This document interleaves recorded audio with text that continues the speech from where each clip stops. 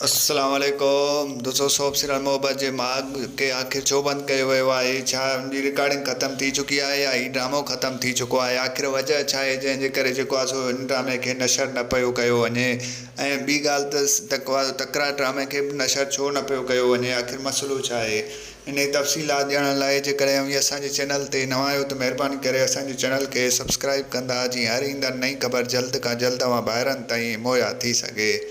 दोस्तों हाणे हलूं था तफ़सीलात जी तरफ़। तव्हांखे ॿुधाईंदा हलूं त सिंध टीवी वारा जेके इंडस्ट्री वारा आहिनि उहे जेको आहे सो ड्रामे ते जेको आहे सो घटि ध्यानु पिया ॾियनि। जीअं दोस्तों तव्हांखे ॿुधायूं था त सिंधियुनि खे चवंदा आहिनि त थोरी शोहरत मिलंदी आहे त उहे वरी मथे ते चढ़े वेंदा आहिनि। अहिड़ी तरह जेको आहे हिननि खे थोरी घणी शोहरत तकरार ड्रामे में मिली आहे त वरी महीनो ॾेढ थी चुको आहे त उन ड्रामे खे बंदि कयो वेठा आहिनि। ऐं इन खां अलावा जेको आहे सो मोहब्बत जो माग ड्रामो हलाइनि, वरी उन खे बि जेको आहे हफ़्तो थियो आहे बंदि कयो वियो आहे। मोहब्बत जे माग खे तव्हांखे ॿुधाईंदा हलूं त उन जे करे बंदि कयो वियो आहे जो फ़िलहालु हिकु नओं ड्रामो उन जे बदिरां ॾिनो वियो आहे। ऐं उहो ड्रामो वरी जेको आहे तमामु जल्द हलायो वेंदो जॾहिं हीउ ड्रामो ख़तमु थी वेंदो।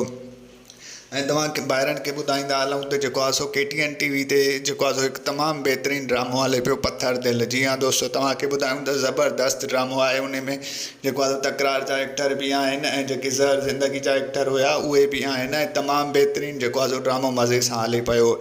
तव्हां ॿाहिरनि खे गुज़ारिश कंदासीं त सिंध TV वारा ड्रामा भले ॾिसो, बहरहाल तव्हां जॾहिं KTN TV जा ड्रामा ॾिसंदव तव्हांखे ख़ूब मज़ो ईंदो। ऐं तमामु बहितरीनु ड्रामा जेको आहे सो KTN TV ते बि हलनि पिया। ऐं तव्हां ॿाहिरनि खे ॿुधाईंदा हलूं त परेशान थियण जी काई ॻाल्हि न आहे। हीउ ड्रामो जेको आहे सो तमामु जल्द जेको आहे सो सिंध TV ते अची वेंदो। बहरहाल सिंध TV वारा हाणे जेको आहे सो निकमा थी विया आहिनि, कमु घटि पिया कनि। ऐं तव्हांखे मुंहिंजो रिपोर्ट कीअं लॻो कमेंट में पंहिंजो राय ॾींदा। वठंदासीं इजाज़त, मिलंदासीं हिन वीडियो में। रखंदा पंहिंजो ख़्यालु। अल्लाह हाफ़िज़।